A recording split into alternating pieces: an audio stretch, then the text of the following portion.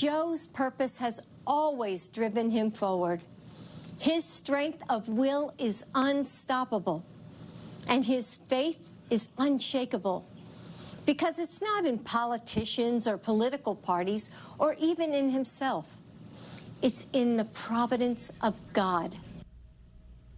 Jill Biden makes the plea for her husband to become the next president, commander-in-chief. We've assembled a special panel to discuss all things DNC. Democratic strategist Kelly Hyman, Sinclair political commentator Amisha Cross, University of Maryland lecturer Dr. Jason Nichols, and member of the President's National Security Education Board, host of America First on Salem Radio, Sinclair Media contributor Sebastian Gorka. Let's go around the horn clockwise, starting with the 1 o'clock position. Amisha Cross, tell me, is this about Joe Biden the man or Joe Biden the policy? Let's talk a little bit about Joe Biden makes a compelling case for Joe Biden the man.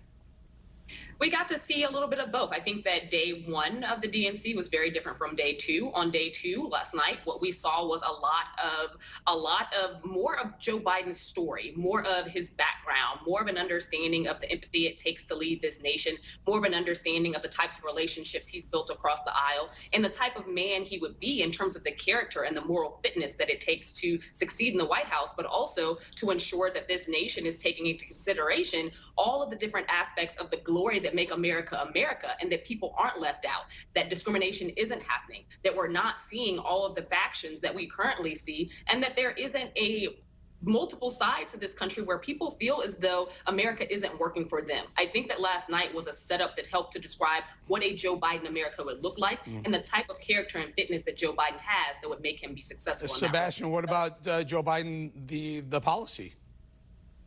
There is no Joe Biden the policy. He's a cipher. He's an empty shell. This is a man who has just become a tool of the radicalized DNC. This is an individual who doesn't disagree with anything the squad or others who see themselves not as Democrats but socialists have recommended in the last 2 years. This is a man who says, I'm going to give amnesty to 11 million illegal aliens. This is an individual who says, you don't need private health care. Kamala was right. We're going to give taxpayer-funded health care to illegal immigrants, and you don't get to choose anymore. This man, Beijing Biden, is a disaster. He is a shell, and he's just the stalking horse for those who will really run the country if the Democrats win, and it will be the radical people who've taken over a party that Democrats have just lost. The Democrat Party left the Democrats, and it's a sad thing to witness. Take a listen to Governor Cuomo at his speech, and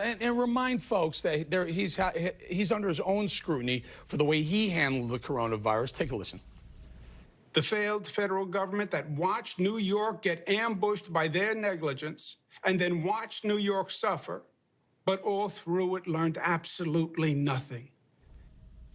Jason, is this a bit hypocritical? I mean, Cuomo himself failed the New York people. Well, I think that Andrew Cuomo certainly failed the New York people early on. But the thing is that he actually learned a lesson. And I think that's the point that he's trying to drive home. Right now, less than 1% of their coronavirus tests come back positive. They do more testing than any other state in the nation. They implemented the 14-day traveler quarantine, and all of those things have actually worked for the state. Yet, when it comes to the federal government and when it comes to Donald Trump, we were still having the argument about masks. He was still trying to say that there was some sort of magical cure. He's still promoting fake science with these doctors who talk about demon sperm. So again, this is an issue where there were mistakes made in the early going, and it was costly. And I think Andrew Cuomo is rightly being criticized for that.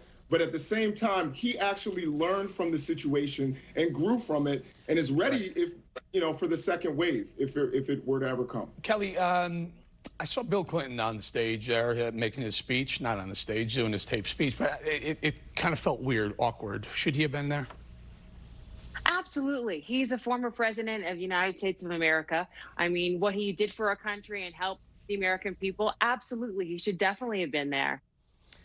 Even given just this week, there are some pictures released that one of Jeffrey Epstein's accusers, there are pictures of her massaging the back of the former president. I'm not sure the Me Too movement was thrilled that he was there. Well, you look at Trump, photos of Trump with Jeffrey Epstein as well. And, you know, he called him a good friend. Sebastian, what mistakes do you think the Democrats have made in their convention so far?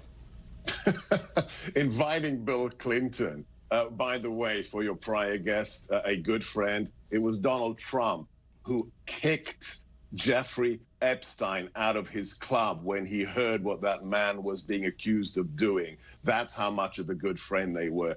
Bill Clinton is lecturing us on what should be done in the Oval Office when he turned it into a sex parlor. What an embarrassment for any Democrat. Let me go to Jason. I only have about a minute or so, Jason. Very quickly, your thoughts on AOC nominating or seconding a nomination of Bernie Sanders, not Joe Biden. What were they thinking putting her on?